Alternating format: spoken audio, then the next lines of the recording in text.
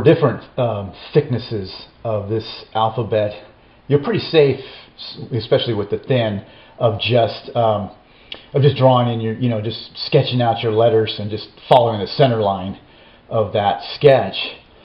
Just being a little bit mindful just to kind of push all the letters in a little closer than regular. Like for instance, this would be the regular thickness like we've been doing for all of the samples, and then you can just kind of push them in a little tighter just to make it look a little more uniform, so there's not too much space in between the letters. It just looks like a little nicer if you're just doing this, in the normal sense of the alphabet. If you want to spread them out for a purpose, then that's different.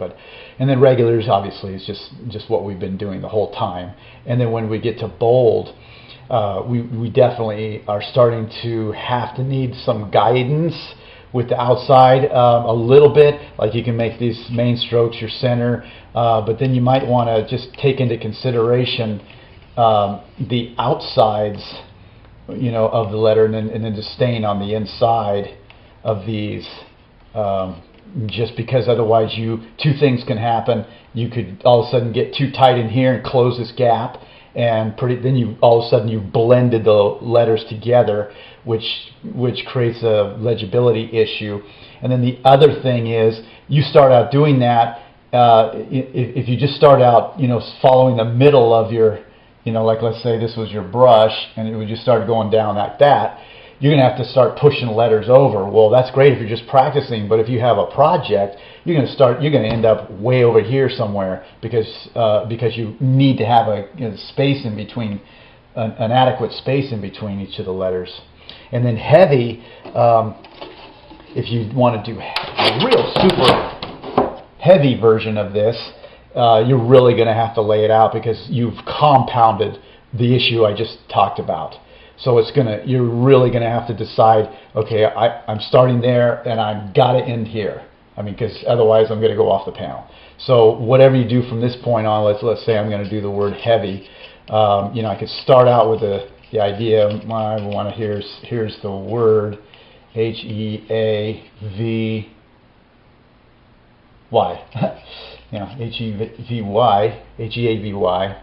Now that's a limited amount of room I've given myself for this word, particularly for whatever purpose I'm doing this for. So now I've got to decide, well, I can only go so heavy here. I can do that, and there's my instance. So I'm really closing the gap on my inside. And so basically you're just going to have to sketch the thing out, and so your letter spacing doesn't go completely off the chart. And your letter spacing doesn't get so cramped and crowded that you can't even do for example, it really makes an A much wider than you think, and so you're all of a sudden pushing it way out like that because you've got the back stroke, and then you've got this front stroke here, and then you got to fit that V in, and it's got to come way out. So you really got to be mindful of what your limitations are in the space you have. I'm using a number 2 Kafka lettering quill, and these letters are 3 inches, about 3 1/4 inches from the top to bottom guideline. So they're a little taller than what we've been doing, but I'm also using a much thinner brush too than the number 4. And I'm just going to execute it just the same way. And this will be our very thin version of this alphabet. So exactly the same way, starting with our thin.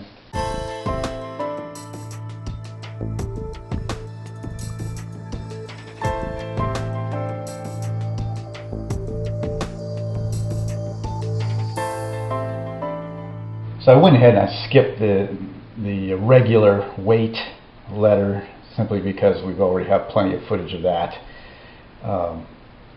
Standard weight, regular.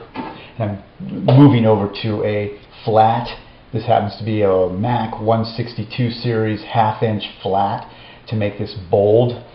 And I also increased the viscosity basically out of the can at this point, because the problem with flat is they don't hold the amount, enough, a lot of paint like the other lettering brushes do and the quills and so on. So you got to make up for that by viscosity, but it does execute the letter just fine. And we're just going to do it the exact same way as we've been doing. But now we're just going to, we're going to follow this one in particular is going to go down the middle. The rest we're going to follow on the inside. So we don't, again, like what I talked about before, we don't connect the letters because we don't want to do that. It decreases the legibility.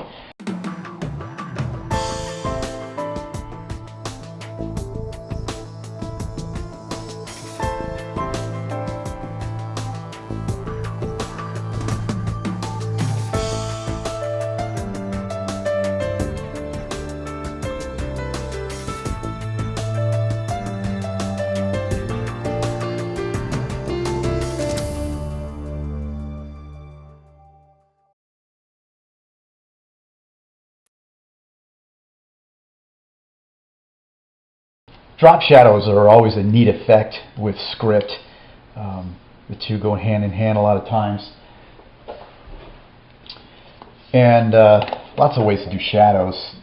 This is the what I call the in a hurry drop shadow. So as soon as you do let's say as soon as you do the letter, you come back and you can do this shadow. Whereas you're keeping it away from the, just off away from the letter stroke slightly. And you can do it on the left or the right.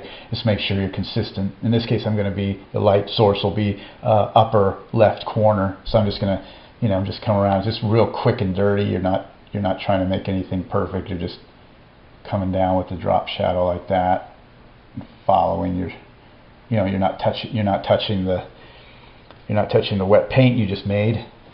And so this is one way to do it, whereas you're not really concerned about how it looks as far as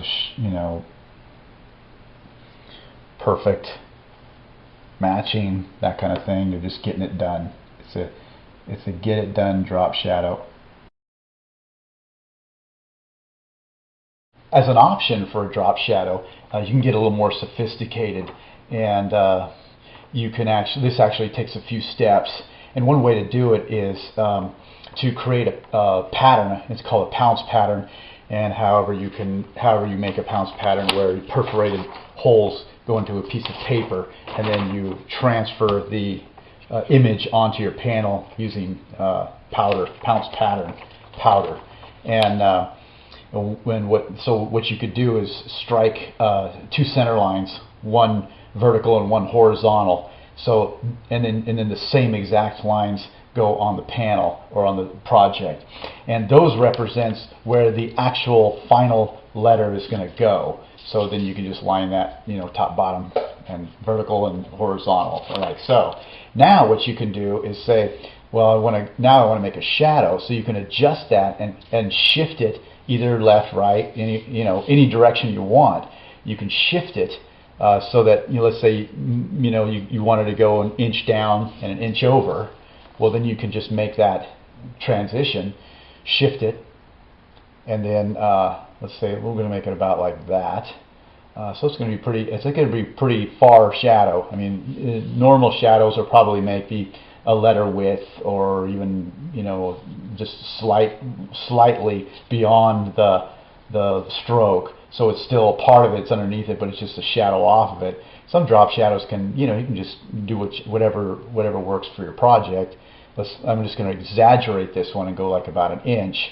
So it's going to be pretty far. So as a dramatic effect. So then you just secure it. And then in this case I'm using white powder because it's a dark surface, and I can just transfer my line drawing directly onto the panel, like so. And I've got my drop shadow. Now I also have my reference, so I will be able to come back after this is dry and do my final, my actual copy. Okay, so this is the next day, and shadow color is dry, and so we're ready to do the actual lettering that goes over the top of this. So now all you have to do is line up your crosshairs with the original crosshairs.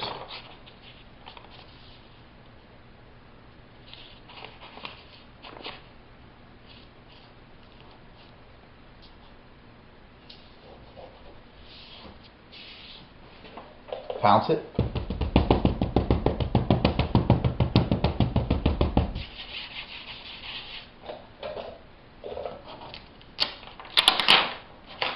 And you're ready to go.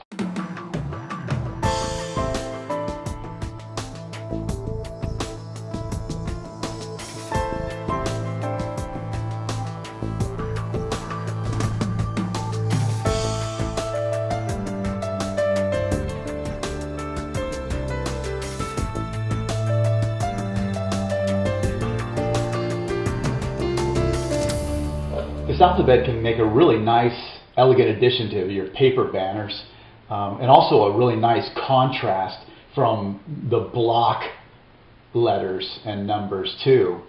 And you can see I made room for the word, in this case, mangoes, and ahead of time. I knew I was going to have this arcing mangoes right here, and with a soft vine charcoal, just real easy to just go ahead and tick it in. You can write, and then with the chamois, it just comes pretty much right off. And so in this case, I would just bring the guidelines in here to get me on the right track. And I plan on just going right over the top of this fruit, and I'd probably use like a very high contrast from the rest of this, just so the impact is in contrast with the rest for legibility's sake. So, and then you just in this case, going at angles like this, I would just go ahead and go vertical with the axis rather than try to go on an angle, at a 30 degree or something like that, just because it lends itself better to for legibility, especially to do it that way. And then just come and tick it all in, and then there you got your mangoes.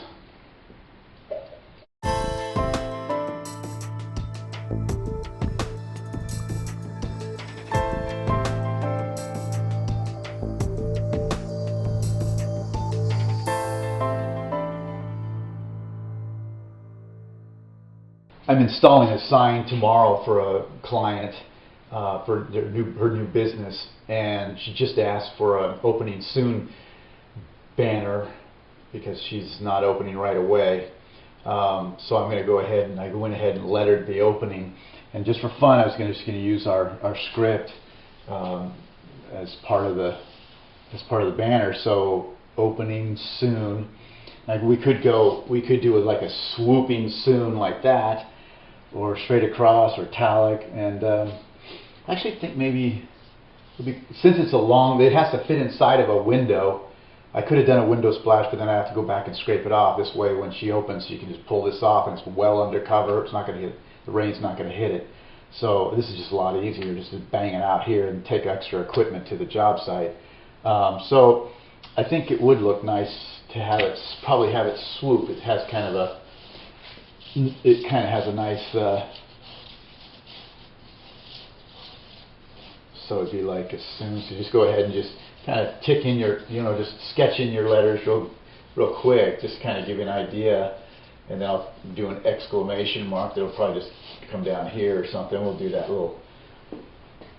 So yeah, something like that, and then just go ahead and do your guidelines. So a little consistency to the letter, and then.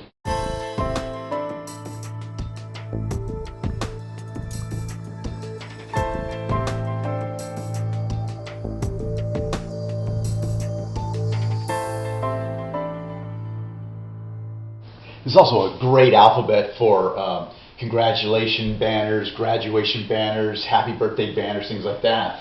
You can get like put a big bold name on one end, and then do your congratulations or happy birthday on this end with that script.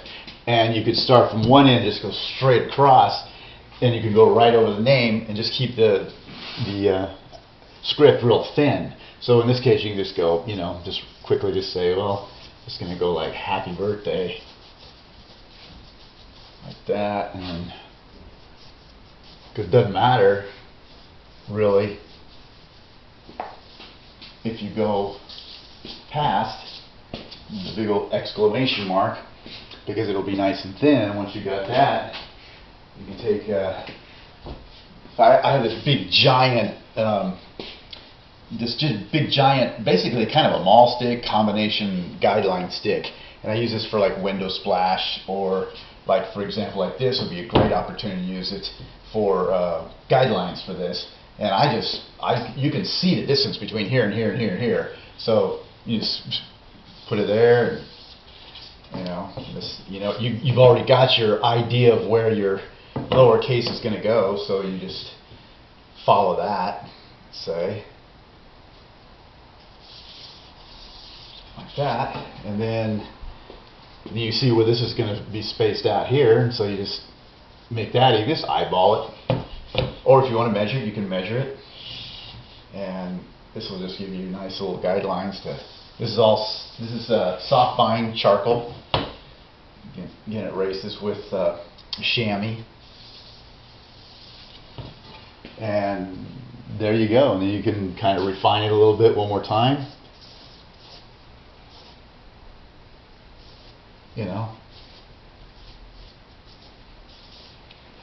The one you've done is pretty much, the very first initial sketch you did. It's going to be pretty close.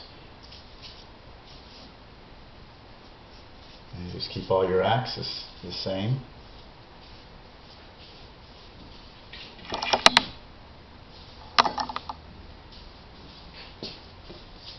Yeah, it's already there. You're ready to letter.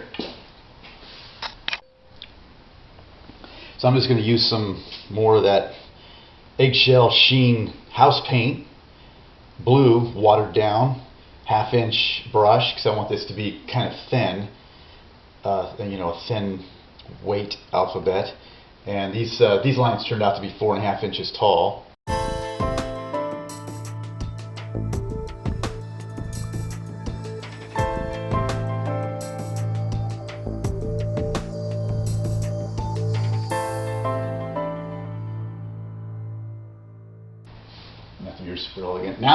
Now there's room all around here where people can write nice little notes and things like that to the person, and you give them room for that, and still got the whole happy birthday thing going.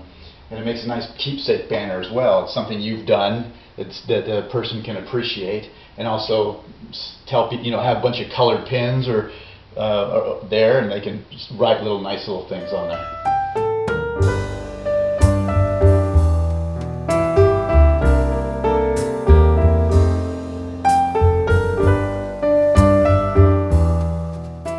And finally, here are 2 of my favorite words to do in this script. I hope this video has been inspirational and that you have a lot of fun lettering. Thank you so much for watching.